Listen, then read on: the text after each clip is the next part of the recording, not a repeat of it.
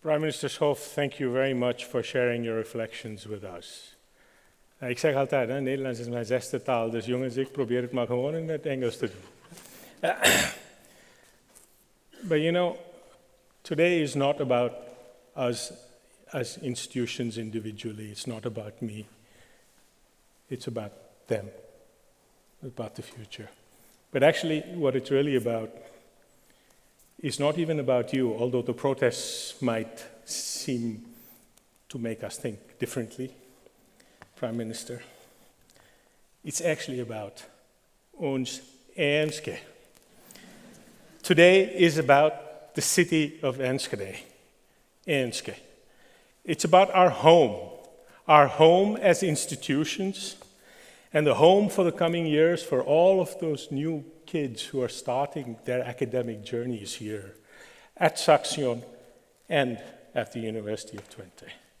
And we celebrate this year a remarkable, joyful milestone. We've already heard about it, 700 years old. I happen to live in Amsterdam, which is just a little bit older, 750 years, and they had a big party. So where's our big party, Burgemeester? And although we as institutions have only been around for a very little part of Enske's journey, we are delighted, and I speak for Inga as well, to be here celebrating together this opening of the academic year and the opening of the Hogeschooljaar in honor of our hometown. We are stronger together.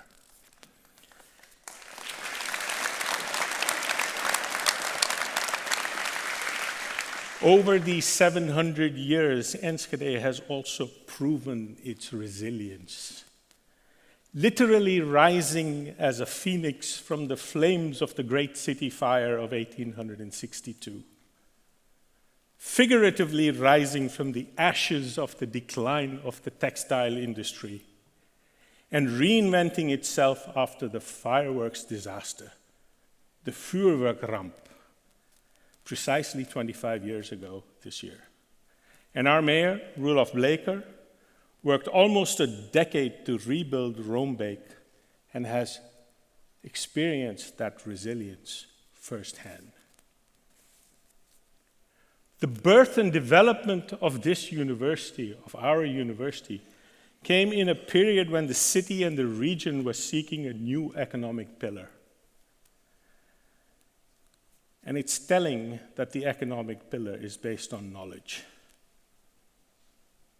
The knowledge institutions and their people, and I embrace here the entire chain of university, Saxion Hogeschool, the ROC van Twente, and the young people we educate, that's them people.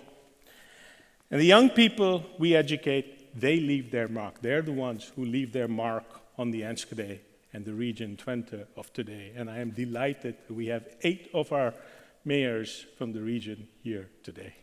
Well, I actually only count 7. Where's the 8th? Oh, well. And they leave visible marks and sometimes less so. But we unequivocally contribute to the well-being and prosperity of this city, of this region, of this country, and beyond. Prime Minister, you expect this from me. That contribution is under pressure. The government cutbacks are affecting us. Prime Minister, the cuts introduced by our government are having a major impact on our organization and require us to make tough choices to continue to make our contributions to society. And as educational institutions, we are now also being asked to dig deep into resources, wellsprings of strength, to demonstrate the resilience that has shaped Enschede's DNA over the centuries. And while we are strengthened by the knowledge that we have demonstrated resilience in the past, there is something else. And as the theme of this opening suggests, stronger together, we can't just do it on our own. we also need recognition from the national government.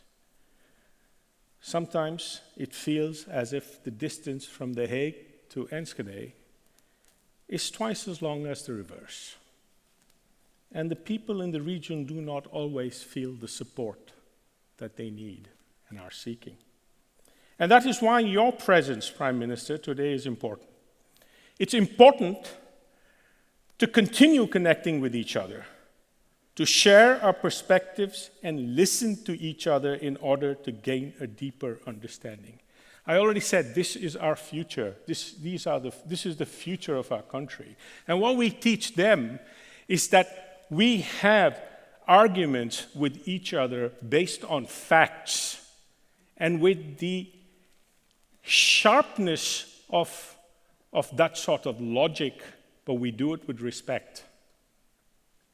And it was very important for me to be able to look you in the eye today and to confront you with the effects of the policies made in Den Haag. And I do it with respect, sir.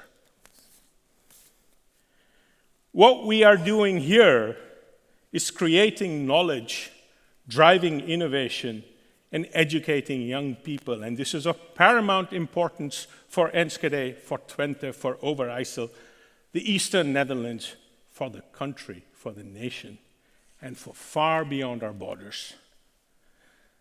Government cutbacks are disastrous for us as a knowledge institution. We feel it every day. But equally so for this region, for this ecosystem that you so rightly addressed, and ultimately for its resilience, for that veerkracht that we've been talking about. Knowledge is our most important natural resource.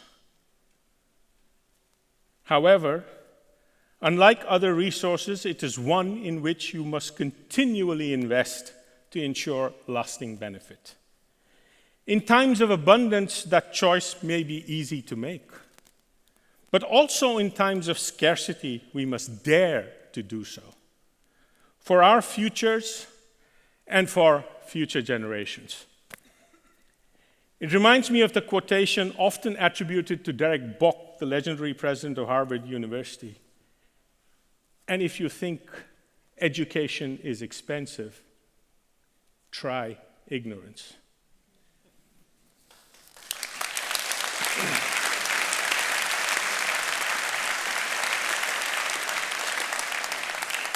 I want to bring this closer to home. Prime Minister, your distant predecessor, Prime Minister Wim Schermerhorn, had a hand in the founding by the Dutch government of the International Training Center for Aerial Survey, known as ITC, and was its first rector. There is hope for you, sir.